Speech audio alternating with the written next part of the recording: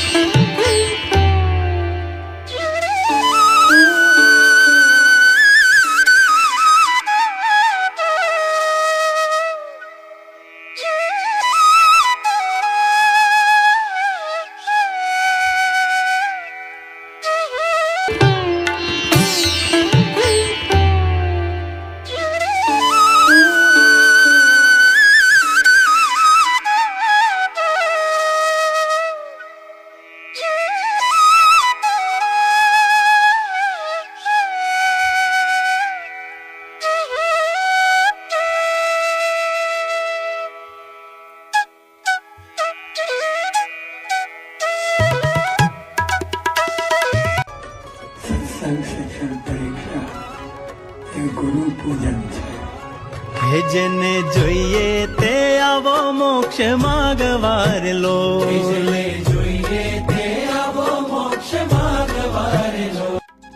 બ્રહ્મ વિદ્યાનો પાઠ સત્સંગ શિક્ષણ પરીક્ષા એ ગુરુ પૂજન છે. આપે ખાલી એટલું જ નહીં, આ ગુરુ પૂજન છે. સત્સંગ શિક્ષણ પરીક્ષા એ પણ ગુરુ પૂજન છે.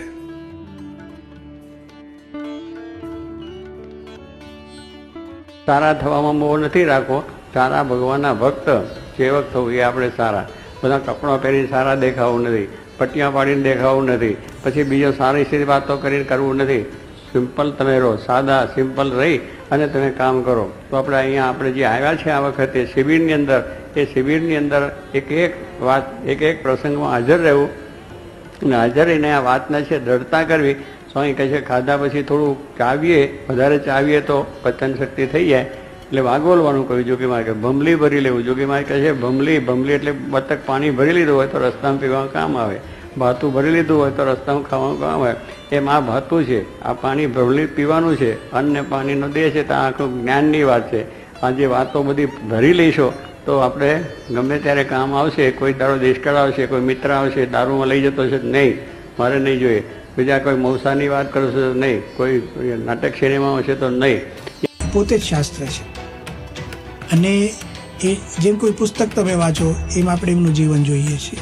પહેલેથી મોહન સ્વામી મહારાજને મુંબઈમાં જોયેલા ત્યારથી એમની સાથે હેત ને પ્રીત થઈ ગયેલું. તો પહેલેથી આપણને એમનામાં એક ભાવ તો રહે કે સંપૂર્ણ સાધુતા, નિર્દોષ વ્યક્તિ. અને એમની નિર્દોષતા આપને દેખાય દરેક ક્રિયા. સ્વામી રાત્રે જાગે ને તો એ નિર્દોષ દેખાતા હોય અને જમતા હોય ત્યારે નિર્દોષતા દેખાય આપણને. બાપા ખાલી એમનેમ બેઠા હોય અને કંઈક વાંચતા હોય કે કંઈક કોઈ પણ ક્રિયા કરતા હોય, મને તો વારંવાર અનુભવ થાય છે કે જ્યારે બાપાના મુખારવિંદ તરફ જોઉં ત્યારે મને બાપામાં એક બાળક જેટલી નિર્દોષતા એમાં જોવા મળે છે. ગમે તે હોય, કોઈ જાતનો દંભ નહીં, આડંબર નહીં, કોઈ બીજું કંઈ, કોઈને માટે કોઈ દાડો દ્વેષ નહીં, કોઈ જાતનો એવો ભાવ નહીં, અભાવ ગુણની કોઈ વાત જ ના નીકળે. મને વારંવાર આ અંતરથી થયા કે બાપા એકદમ શું કહેવાય કે નિર્દંભ પુરુષ છે. એમાં કોઈ જાતની કપડ નહીં, જેવા રૂમમાં છે એવા જ બહાર છે. આપણે ભક્તિ શીખવી હોય તો એમનું જીવન જોઈને શીખીએ છીએ, સંયમ શીખવો હોય તો એમને જોઈને શીખીએ. તપની રુચિ, સાદાઈ, પછી ભગવાનમાં વૃત્તિ. અમદાવાદમાં છીએ તો અમદાવાદમાં સ્વામી બ્રશ કરતા હોય તો ત્યાં શાસ્ત્રીજી મહારાજની મૂર્તિ છે, તેમનું મન ત્યાં જ જતું રહે. તો આવી બધી નાની નાની ક્રિયાઓમાં પણ આપને એમ અનુભવાય કે ભગવાન સિવાય એમને કંઈ બીજા વિચારો જ નથી આવતા. નાવું શીખીએ છીએ ત્યારે શું થાય છે કે શીખનારને કદાચ એને શાસ્ત્રો મોઢે હોય ન હોય, ખબર હોય ન હોય, વાત જુદી છે. એ તો પોતે જીવે જ છે એ મૂર્તિમાન છે, એને જોઈને કોકે લખેલું હોય છે. એમ સત્પુરુષો જીવતા હોય છે.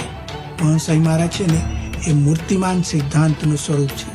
એમનામાં એટલી નરી દિવ્યતા છે, એમાં આ લોકનો કોઈ ભાવ જ નથી. અને જાણે આમ બેઠા હોય ને એમાંથી દિવ્યતા નીતરતી હોય તો એ દર્શન આપણને થાય. એટલે આપણે મોહથી મારું મારું કરીને જાય.